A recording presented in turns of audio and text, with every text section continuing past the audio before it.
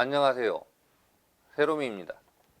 많은 분들이 드라이브를 설명하면서 채는 감각이 중요하다고 합니다. 채는 감각이 없으면 드라이브를 걸지 못한다고 합니다. 타격할 때 채는 것은 포핸드 드라이브뿐만 아니라 포핸드 롱, 포핸드 스매시, 포핸드 플렉에서도 매우 중요합니다. 지금 보고 있는 화면은 고슴도치 포핸드 드라이브 강좌입니다. 제가 고슴도치 강좌를 언급하는 이유는 이를 비판하기 위해서가 아니고 타격에 대해서 잘못 생각하고 있는 점을 바로잡기 위해서입니다. 생활체육 현장에서는 고슴도치 강좌에서 언급한 사항들이 광범위하게 퍼져 있습니다. 잘못된 사항들인데 너무 많이 퍼져 있기 때문에 제가 문제되는 부분을 하나하나 지적하도록 하겠습니다. 임팩트 순간 공을 잡아치는 느낌이 드라이브 핵심 감각이라고 설명하는데, 사실 이런 감각은 포핸드 롱, 포핸드 드라이브, 포핸드 스매시에서 중요한데 많은 분들이 포핸드 스매시와 포핸드 롱에서는 잡아채는 감각이 없다고 하는 점입니다.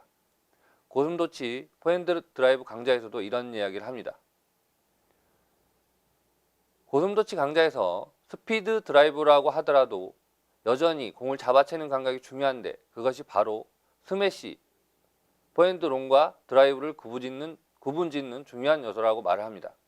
더 나아가서 드라이브는 자신의 의도대로 공을 잡아채어 강렬한 전진 회전을 걸어줘야만 드라이브라고 말할 수 있다고 합니다. 더 문제가 되는 내용은 그 뒤에 나옵니다. 공을 맞추는 그 순간에 공을 긁는가, 즉 잡아채는가, 아니면 공을 때리는가가 문제라고 합니다. 드라이브는 일부러 공을 긁어줘야 한다고 설명을 하는데, 포핸드 롱과 포핸드 스매시는 똑바로 때리면 된다고 합니다. 이러면 회전이 없다고 합니다.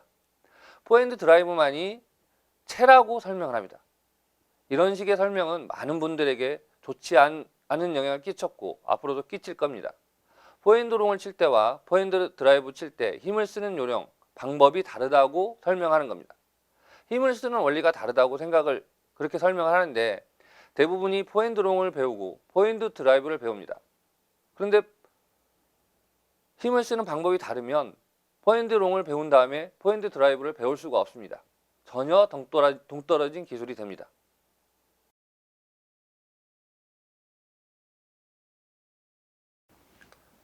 야구 투구에서도 챈다고 설명을 하는데, 프로야구 선수들이 이닝에 들어가기 전에 캐치볼로 워밍업을 할 때도 공을 던집니다.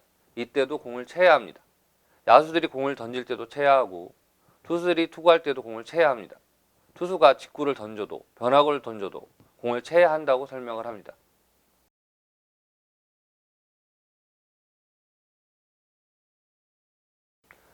식탁볼을 멋지게 채서 빼내는 동작을 살펴보면 순식간에 힘이 전달돼서 식탁보가 채집니다.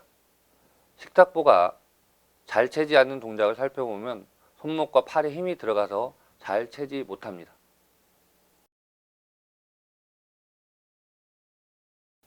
채는 것은 힘을 효율적으로 사용하는 방법을 말합니다. 회초리가 채지는 것, 채찍질 하는 것, 배구 스파이크를 하는 것, 테니스 서비스를 할 때 모두 채는 겁니다. 채기 위해서는 팔과 손목에 힘이 빠져 있어야 하고, 하체에서 만들어진 힘이 사례로 잘 전달되어야 합니다.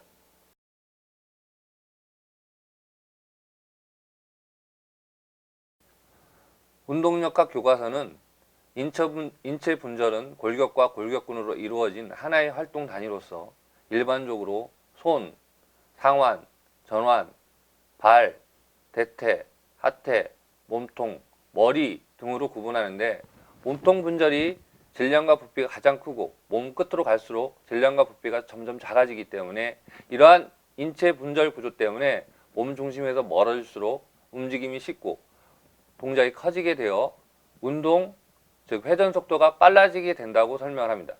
물체를 던지거나 치는 동작 등이 마치 채찍을 휘두르는 동작과 같은 특성을 보이는 것은 이와 같은 분절로 연결된 몸의 구조적 특징 때문이라고 설명을 합니다.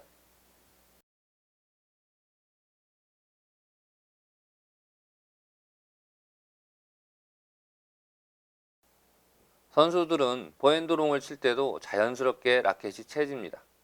타격을 할 때 팔과 라켓에 힘을 빼고 치기 때문에 하체에서 만들어진 힘이 전달되어서 순간적으로 팔과 라켓이 움직입니다. 포핸드 드라이브보다는 강하게 채지 않지만 포핸드롱을 배울 때부터 팔과 손목에 힘을 빼고 하체 힘이 순간적으로 전달이 되는 것을 느껴야 포핸드 드라이브에서 더 강하게 칠 수가 있습니다. 그런데 많은 분들이 포핸드롱에서는 채는 것이 아니라고 설명을 합니다. 포핸드롱도 몸통이 회전하는 힘이 전달되어서 이 팔, 아래팔, 라켓을 움직이기 때문에 채질 수밖에 없습니다. 선수들이 시합하기 전에 포핸드롱을 통해서 워밍업을 하고 이어서 포핸드 드라이브를 걸면서 다시 워밍업을 합니다.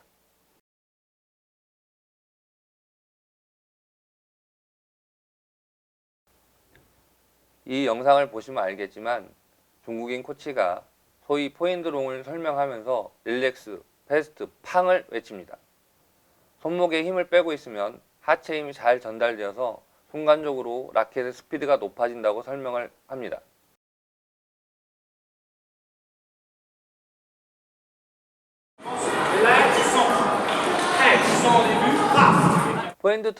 포핸드롱은 약하고 짧게 치기 때문에 라켓이 채지는 것을 못 볼 수도 있지만 마찬가지로 살짝 채져야 품질이 향상됩니다. 선수들이 임팩트 순간에 라켓을 잡아주라는 의미는 순간적으로 라켓의 스피드가 높아지는 것을 의미하는 것으로 생각해도 무방합니다.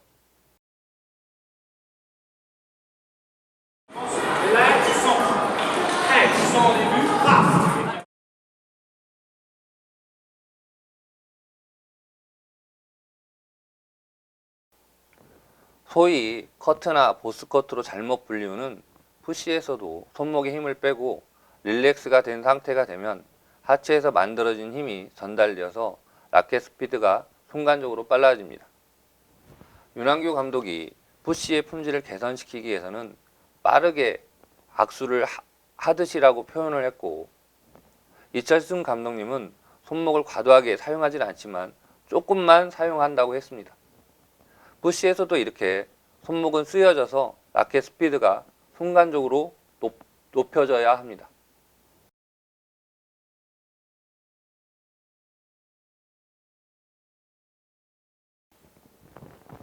당연히 탑스핀을 타격할 때도 손목에 힘을 빼면 힘이 차례로 전달돼서 라켓이 순간적으로 속도가 빨라집니다. 이렇게 속도가 빨라지면 임팩트가 향상되어서 공의 회전뿐만 아니라 스피드도 향상시켜줍니다.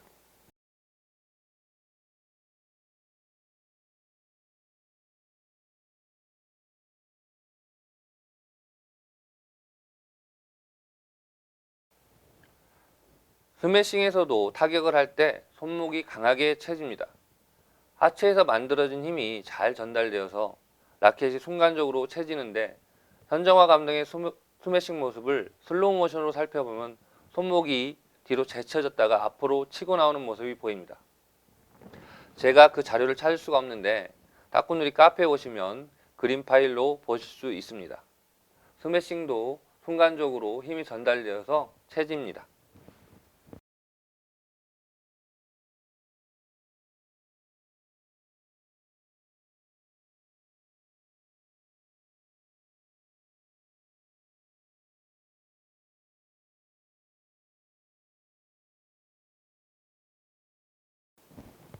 탁구에서 손목을 가장 잘 이용하는 기술이 플릭입니다.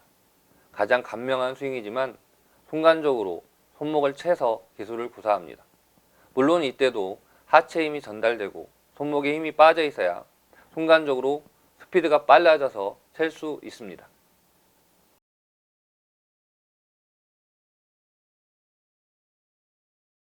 탁구 대부분의 타격에서는 이렇게 손목에 힘이 빠져 있고 힘이 전달이 되어서 순간적으로 라켓 스피드가 높아집니다.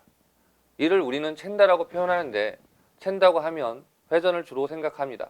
이런 이유로 포핸드 드라이브로 잘못 분류는 포핸드 탑스핀에서만 챈다고 합니다. 포핸드 롱으로 잘못 분류는 포핸드 드라이브나 포핸드 스매싱에서 채면 안 된다고 설명을 합니다. 더 나가서 때리면 채지지 않는다고 설명합니다. 이렇게 된 가장 큰 이유는 챈다 이꼬르 회전이라고 생각하기 때문입니다. 채는 것은 낚싯대를 채던, 회초리를 채던, 식탁보를 채던 하체 힘이 전달되어서 순간적으로 스피드가 높아지는 것을 말합니다.